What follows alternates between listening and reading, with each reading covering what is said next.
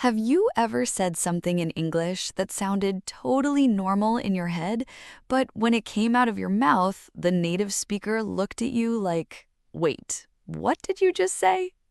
Well, that happened to me at immigration.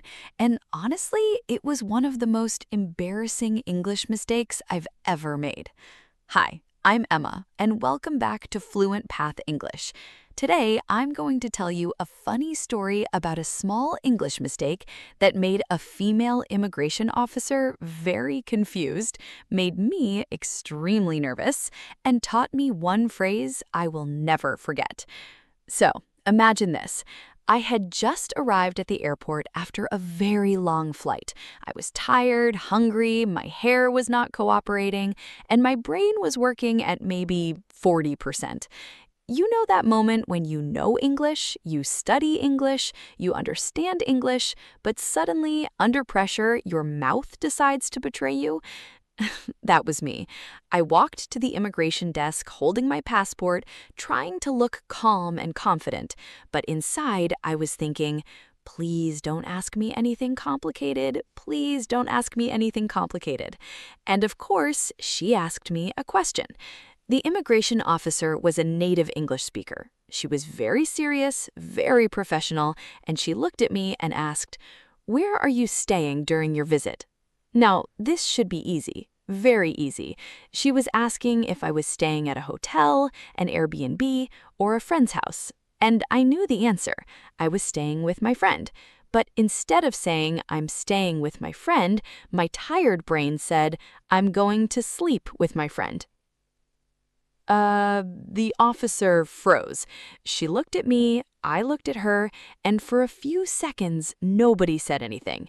In my mind, I thought, okay, that was correct, right? But her face said, did this woman just tell me something extremely personal at immigration? Then the officer repeated slowly, "You're going to sleep with your friend?" And suddenly, I realized something was wrong. Very wrong. My face got hot, my hands got sweaty. I smiled in that awkward way you smile when you know you made a mistake, but you don't know how to fix it. And then I made it worse. I said, "Yes, my friend. I sleep with her." Oh no, that was not better. That was worse. Because in English, sleep with someone usually does not mean stay at someone's house. It can sound romantic or sexual, so the officer wasn't confused about my travel plans. She was confused because I was giving her personal information that she absolutely did not ask for. At that moment, I wanted to disappear. I wanted to become invisible. I wanted to go back inside the airplane and start the whole conversation again. But I tried to fix it. I said, "No, not sleep like that. I mean, I sleep in her house, with her, but not with her. Maybe in another room, maybe on a sofa. I don't know yet." And somehow that still did not help. The officer looked even more confused. She was probably thinking, is this an English mistake or is something strange happening here? And I was thinking, please, I'm just bad with prepositions. I promise I'm not suspicious. Then another officer came over, and thank goodness he was very calm. He noticed I was struggling. He looked at me kindly and asked, "Do you mean you are staying with your friend?" And I almost cried from relief. I said, yes, that's it. I'm staying with my friend. I'm staying with my friend." Happy laugh. The first officer finally smiled a little and said, "Okay, that makes more sense." And I laughed because, yes, that made a lot more sense. So, here is the English lesson. Don't say, "I'm going to sleep with my friend." Say, "I'm going to stay with my friend." Repeat after me. "I'm staying with my friend." Good. You can also say, "I'm staying at my friend's house," or "I'm staying at my friend's apartment," or "I'll be staying with a friend for 2 weeks." These are natural, clear, and safe sentences, especially at immigration. Very important. Now, why did this mistake happen? It happened because many English learners translate directly from their native language.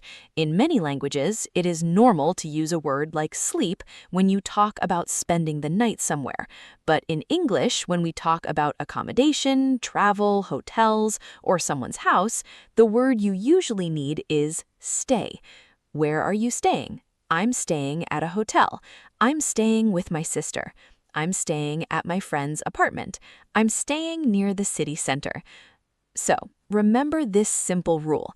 If you are talking about the place where you will spend the night during a trip, use stay. Don't say, I will sleep in a hotel. Say, I will stay at a hotel. Don't say, I will sleep in my friend's house. Say, I will stay at my friend's house. And definitely don't say, I'm going to sleep with my friend, unless you really mean something very different. So, now let's practice a simple immigration conversation. The officer asks, where are you staying during your visit? You answer, I'm staying with a friend in London. The officer asks, how long are you staying? You answer, I'm staying for 2 weeks.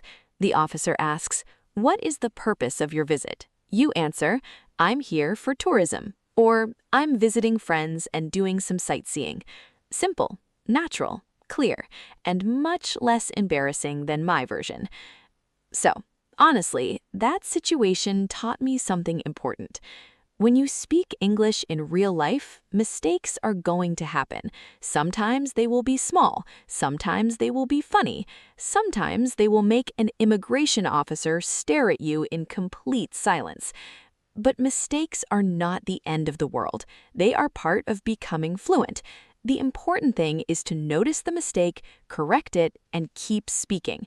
Because fluency does not mean you never make mistakes. Fluency means you can survive the mistake and keep going. And trust me, after that day, I never forgot the difference between sleep with and stay with. Never. So, let's review today's lesson. Don't say, I'm going to sleep with my friend. Say, I'm going to stay with my friend. Or, I'm staying at my friend's house. Or, I'll be staying with a friend. Much better. Now, tell me in the comments, have you ever said something wrong in English and realized too late that it sounded funny? I really want to read your story. And if you want to speak English more naturally, subscribe to Fluent Path English and come back for the next lesson. I'm Emma, and I'll see you soon.